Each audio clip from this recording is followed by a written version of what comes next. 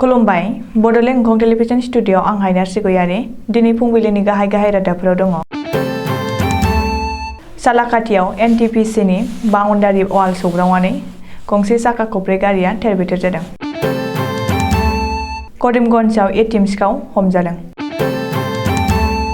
स्वर्ण गयारिनो हादरगिरि रामनाथ काथिन्दआ पुलिस गेलेट्रि बान्था गथायदों। गुवाहाटी पुलिसआ सासे सुबुंखौ ड्राग्स फालांगिनि सन्देह खालामनानै हमदों। कक्राझारनि लेनिसा नार्जारिया नेपालाव जानाय ताइकान्ड बादायलायनायाव सनानि मेडेल मोनदों। सापटग्रामाव गंसे बाइकआ लामानि मोसौ सारोनजों सौग्रावनानै सासे थैदों।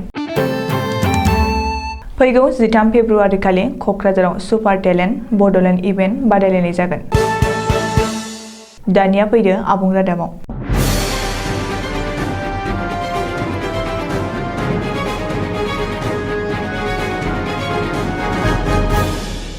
कक्राझार जिल्लानि सालाकाथियाव एनटिपिसिनि बाउन्डारि वालाव गाव हारसिङैनो सौग्रावनायाव AS16F5236 टाटा टिगर गारिया थेर-बेथेर जादों।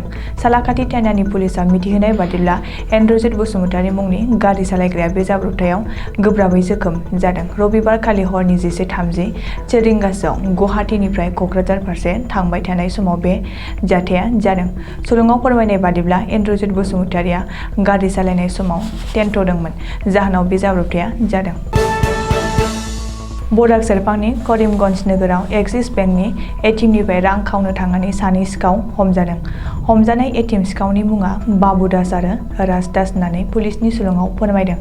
करिमगन्ज पुलिसआ मिथिहोनाय बादिब्ला एटिएमनि सीसी केमेराया सिखावखौ केपचार खालामनायाव मुम्बाइनि हेड करिडाराव सिखावनि फट'आ जाखांहैदोंमोन। लोगो लोगोनो मुम्बाइनिफ्राय करिमगन्ज थानायाव फन खालामनानै खिन्थाहरनायाव करिमगन्ज पुलिसआ एक्सिस बेंकनि एटिएमआव हरनि 12:30 रिंगायाव सानैबो सिखावखौ हमनो हादों। कक्राझार जिल्लानि गसाइगाव महकुमानि सिङाव थानाय बल्लांगुरि गामिनि स्वर्ण गयारिनो हादरगिरि रामनाथ कथिन्दआ पुलिस गेलेट्रि एवार्ड गथायदों। मख'जाथावदि स्वर्ण गयारिया गावनि गोख्रों रोंगौथिनि हाबा मावनायनि थाखाय थांनाय 22 जानुवारि 2022 खालि हादरनि 63थि सुबुंखान्थि सान फालिनाय समावनो पुलिसआ बिर बान्थाखौ गथायना होयो।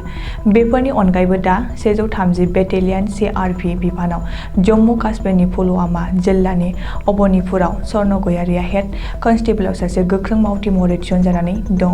सुलुङाव मिथिनाय बादिब्ला 2020 मायथाइनि 25 एप्रिल खालि जम्मु काश्मीराव पुलवामा जिल्लानि अवन्तिपुरा थानानि सिङाव थानाय गौरीपुरा गामियाव लश्कर-ए-तय्यबा उदखारि हानजानि सा 3 उदखारिफोरजों गावलायनायाव स्वर्ण गयारिया गावनि हानजाखौ गियालना सिगां फारसे दैदेनलांदोंमोन। बे समावनो सासे उदखारिनि खारनायखौ नुनानै हेड कनस्टेबल स्वर्ण गयारिया गावनि जिउखौ खैफोदाव दोननानैब्लाबो उदखारिफोरखौ उन होसोयो आरो सा 3 उदखारिफोरखौ गावथारनो हायो। स्वर्ण गयारिनि गियालना गोख्रोङै हादरनि थाखाय थै-थां जिउ बाउसोमनायनि थाखाय हादरगिरि रामनाथ कथिन्दआ पुलिस बिर बान्था गथायना होयो। सासे सुबुंखौ ड्राग्स फालांगिनि सन्देह खालामनानै पुलिसफोरा हमदों।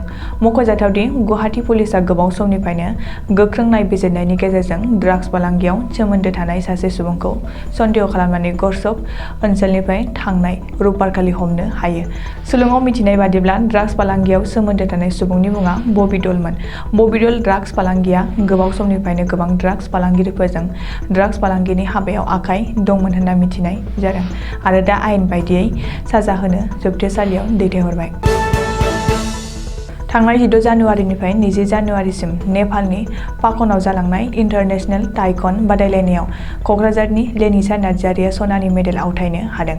कक्राझार नोगोरनि माइबां नोगोराव रायजो जानाय फुंखा नार्जारि आरो जया नार्जारिनि फिसाजो लेनिसा नार्जारिया सनानि मेडेल मोननो हानायाव जायगानि आरो ओनसोलनि बयबो जोबोर गोजोननाय फोरमायदों। धुबुरी जिल्लानि सिमायारि ओनसोल सापटग्रामाव समबारखालि गंसे बाइकआ लामानि मासे मोसौ सारोनजों सौग्रावलायनानै बाइक सालायग्रा निर्मल बर्मन मुंनि सासे लाइमोननि जिउआ खहा जादों। पुलिसनि सुलुङाव फोरमायनाय बादिब्ला निर्मल बर्मनआ सापटग्रामाव ओनसोलनि सिलखाग्रि गामिनि थागिबिमोन। गुबुन गुबुन बिथिङाव बिउटि कन्टेन्ट खालामहोनानै टेलेन्ट सायख'नो थाखाय क'क्राझारनि रंजाली सुपार मार्केटआव फैगौ 13 फेब्रुआरि खालि सुपार टेलेन्ट बड'लेण्ड इभेन्ट हाबाफारि लानाय जादों। बे इभेन्टनि जोहै बिटिआर ओनसोलनि लाइमोन हिन्जावसा आरो हौवासाफोरा गावबा गावनि रोंगौथि एबा टेलेन्टखौ दिन्थिनो हागोन। बेखायनो बे हाबाफारिखौ बानजायगिरि एबा दैदेनगिरि बिथोनगिरि प्रलय दत्तआ रबिबारखालि क'क्राझाराव खौरांगिरि मेल खुंनानै बे बाथ्राखौ बुंदों आरो बयखौबो बाहागो लानो थाखाय खावलायदों। दिनै फुंबिलिनि रादाबा एसेनोसै। गोजोन्थों।